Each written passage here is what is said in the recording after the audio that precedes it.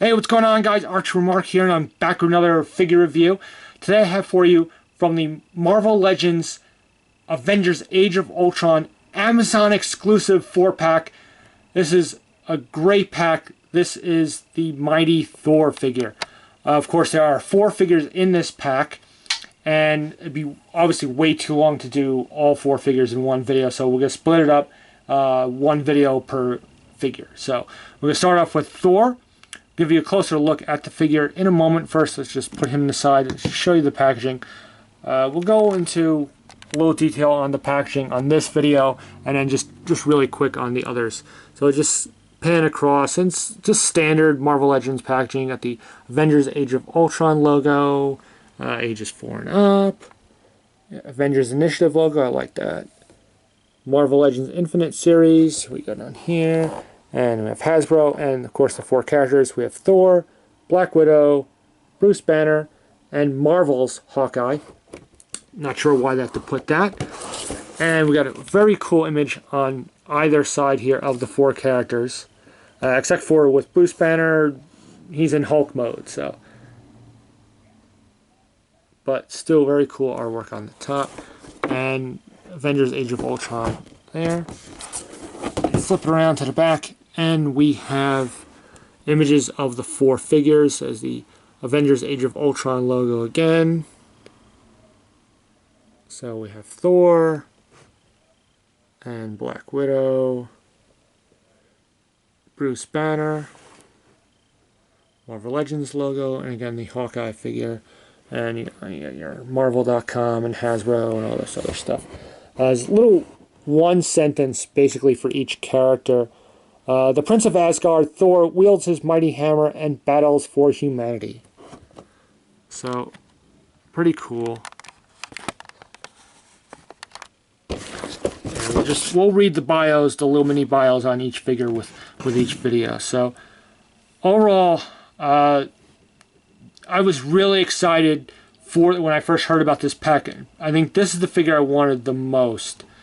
I really needed this to complete my movie Avengers set. I got all the other figures from various lines, so I really wanted to get this pack. Thor it's a great figure. It's really well done. And we'll just take a zoom in here. So you can see right there the facial sculpt. I think is really well done.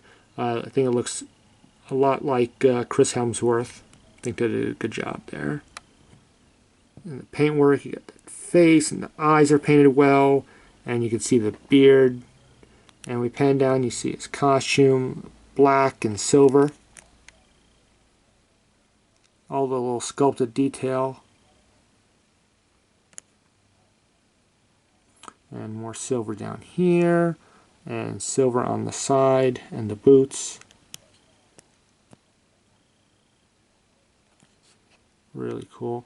And this great vibrant red on the cape. And you can see there they even put sculpted detail on the inside of the cape to kind of try and make it look like it's material, not just a red plastic. So that's cool. And it's nice and long and flows, and this looks really well. And there's even a hint of like a black wash. Seeing the little corners and the wrinkles and the folds, just to give it that realistic look. And we go up here and we have the hair, which is really sculpted well. We got the little ponytail there, and little subtle differences, little paint variations in the hair. Little blonde, little brown in there. Just a hint of black. Really just brings the whole thing together. And then you can see the wrist gauntlets. Again, nice black and silver paint. And then the red paint there on the inside. And we go up here. Of course, we have his one accessory, his enchanted hammer, Mjolnir. I think I pronounced that right, which is really well done. You can see the great silver paint that they use on this. And you got that nice black wash there, putting little sculpted details. And you can see the handle, all the wrappings there, and the silver. And you got the strap, which he uses. You know, you'll see him many times in movies and in the comics, so he'll use that and twirl the hammer around and fling it. Nail guys in the head and the chest with this thing. He packs a wallop. One thing that would have been cool is if they put the inscription that's on the hammer about, you know, whoever is worthy of the power of Thor can lift the hammer and all that stuff. That would have been cool if they put that on here, but you know, that's just a minor gripe. And he holds it really well. He's got a good tight grip. You know, you could put it in either hand. I think it's more meant to be in the right hand, but he does hold it well. It's not super loose. It's not super tight, so it's a good balance there. Okay. And we'll go over the articulation, where overall is pretty good. There's some minor problems.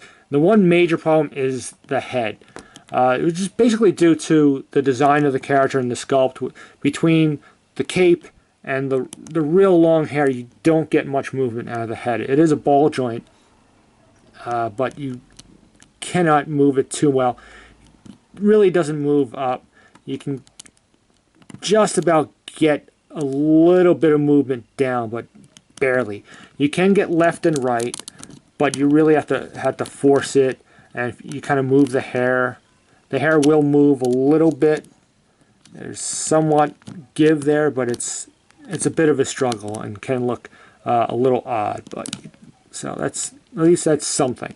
So that's the biggest letdown with the articulation, would be the head, and that's just due to you have characters like this, you're just gonna get restriction with long hair and stuff like that. So other than that, the articulation is pretty decent. You got ball joints on the shoulders, so arms move up. The joints are nice and tight on this guy, and forward and back.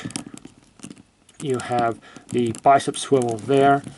Double hinge joints at the elbows. Really move well.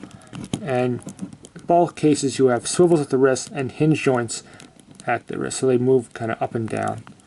So that's good. So you get different poses there. You have a really nice joint up here. It's kind of like a ball joint in the upper torso action, so you can get left and right, and it really moves around. Can't move back, but just a little bit. You do get a decent forward move there, so that's good. So good range of motion there. The legs move out, not a full split, but still good enough, I would say. Fairly decent range. Legs do move forward, but they are hindered a bit by this lower piece here. But they go forward, don't really go back too much, just barely. But you do get some upper thigh swivel, double hinge joints at the knees, which is cool because they are the top of the boot hides the joint, which I like. That's really good. You have ankle joints, so they go up and down, and you do have the ankle pivot. So overall, pretty good articulation. Again, the one thing is the head. There's very little movement there due to the sculpt of the figure. So this is a great figure. I'm glad to have him finally have a 6-inch Thor in my collection. I don't have a lot of Thor figures, so to me, this is probably going to be my favorite of the pack, and it just really came out well. His armor looks so good, and the sculpting, just all the little details that they did on this figure, that they just really pull it together. So minor gripes aside, I think it's a great figure. It certainly makes picking up this pack worth it. So there you go. Hope you enjoyed this review. This is, again, the Amazon exclusive Avengers Age of Ultron Marvel Legends Thor figure. And until my next video, I'll say thanks for liking, sharing, commenting, all that good stuff. And so long, and Avengers Assemble.